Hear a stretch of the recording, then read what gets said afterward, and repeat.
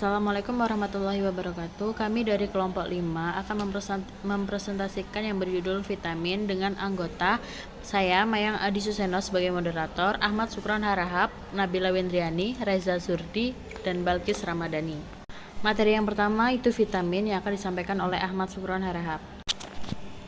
Vitamin adalah senyawa organik yang dibutuhkan tubuh dalam jumlah kecil, mikronutrien, untuk menjalankan berbagai fungsi tubuh, seperti pertumbuhan, metabolisme, dan pertahanan tubuh. Vitamin ini tidak dapat diproduksi oleh tubuh sendiri dan harus diperoleh dari makanan atau suplemen. Selanjutnya ada jenis vitamin, yaitu ada dua, vitamin yang larut dalam air dan vitamin larut dalam lemak.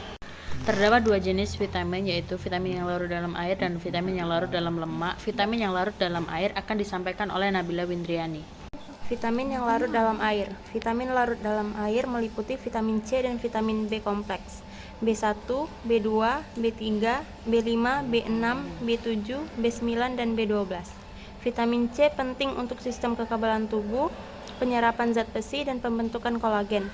Vitamin B kompleks memainkan peran penting dalam metabolisme energi, fungsi saraf, dan pembentukan sel dalam darah merah. Vitamin B1, tiamin, membantu mengubah makanan menjadi energi. Vitamin B2, riboflavin, membentuk sel darah merah. Vitamin B3, niasin, menjaga kesehatan kulit dan saraf. Vitamin B5, asam pantotenat, penting untuk pembentukan energi dan hormon. Vitamin B6, peridoksin, mendukung fungsi otak dan sistem imun. Vitamin B7, biotin, membantu metabolisme dan kesehatan rambut. Vitamin B9, asam folat, berperan dalam pembentukan sel darah merah dan DNA. Vitamin B12, kobalamin, menjaga kesehatan saraf dan metabolisme. Sifat-sifat vitamin larut dalam air ada 4.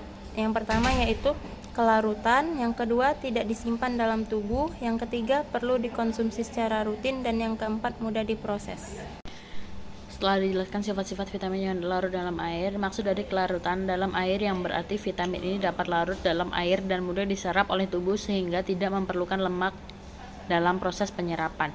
Yang kedua, tidak disimpan dalam tubuh berarti berbeda dengan vitamin larut lemak, yaitu vitamin larut air tidak disimpan dalam tubuh dan dalam jumlah yang signifikan. Kelebihan vitamin ini akan dikeluarkan melalui urin. Yang ketiga, perlu dikonsumsi secara rutin, yaitu karena tidak disimpan dalam tubuh membutuhkan asupan vitamin larut air secara teratur melalui makanan atau suplemen.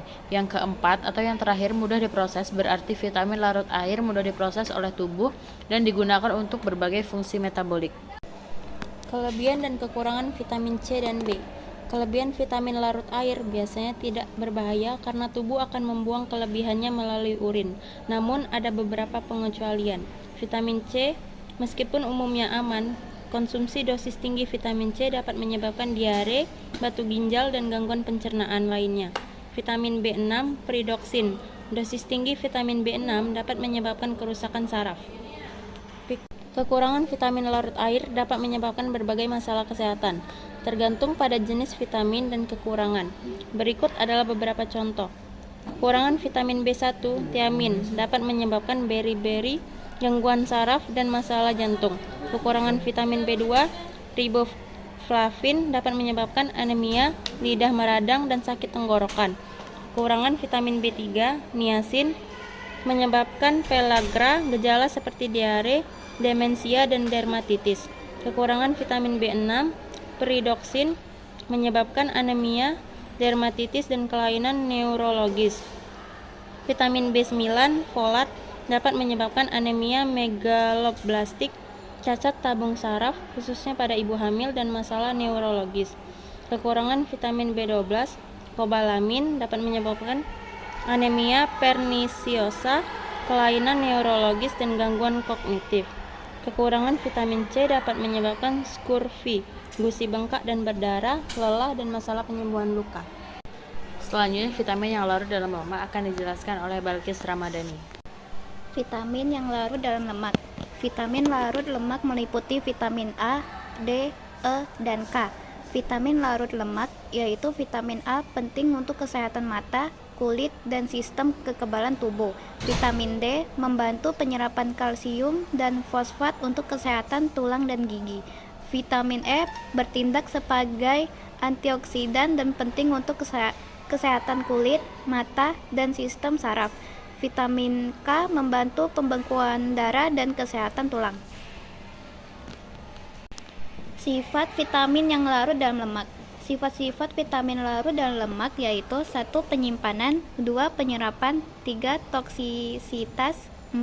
Durasi penyimpanan vitamin larut lemak dapat disimpan dalam tubuh, 5. Kebutuhan lemak. Kelebihan dan kekurangan vitamin A, D, E, K yaitu kekurangan vitamin A, D, E, K dapat menyebabkan berbagai masalah kesehatan, sedangkan kelebihan vitamin A, D, E, K juga dapat menimbulkan efek samping. Selanjutnya ada fungsi vitamin yang akan dijelaskan oleh Reza Zurdi. Fungsi vitamin yang pertama untuk mengatur zat dalam tubuh, yang kedua berfungsi memperkuat gigi dan tulang, yang ketiga dapat mempercepat pertumbuhan, yang keempat untuk memperkuat daya tahan tubuh terhadap penyakit, yang kelima untuk mempercepat proses dalam penyembuhan penyakit, yang keenam menjaga dan meningkatkan kebugaran tubuh, yang ketujuh dapat memperlambat dalam proses penuaan, yang kedelapan untuk membangun sistem kekebalan tubuh atau sistem imun, yang kesembilan menjaga tubuh agar tetap segar dan menghilangkan rasa capek, yang terakhir sebagai katalisator dalam reaksi biokimia tubuh. Vitamin biokimia. Vitamin sangat berkaitan erat dengan biokimia karena vitamin merupakan proses zat biokimia esensial yang dibutuhkan tubuh untuk berbagai proses biokimia, termasuk metabolisme, pertumbuhan, dan fungsi sistem kekebalan tubuh. Beberapa peran vitamin pada biokimia antara lain sebagai berikut. Yang pertama, vitamin sebagai kofaktor. Yang kedua, vitamin dalam metabolisme energi. Yang ketiga, vitamin dalam pembentukan sel darah merah. Yang keempat, vitamin pada fungsi sistem kekebalan tubuh. Yang kelima, vitamin pada pertumbuhan. Yang terakhir, vitamin pada antioksidan. Yang terakhir ada slide sumber-sumber vitamin. Sumber vitamin dari vitamin C, B, dan vitamin A, D, E, dan K. Sekian presentasi dari kelompok 5. Saya mohon maaf atas video yang kurang kreatif dan kurang jelas. Kami ucapkan terima kasih. Wassalamualaikum warahmatullahi wabarakatuh.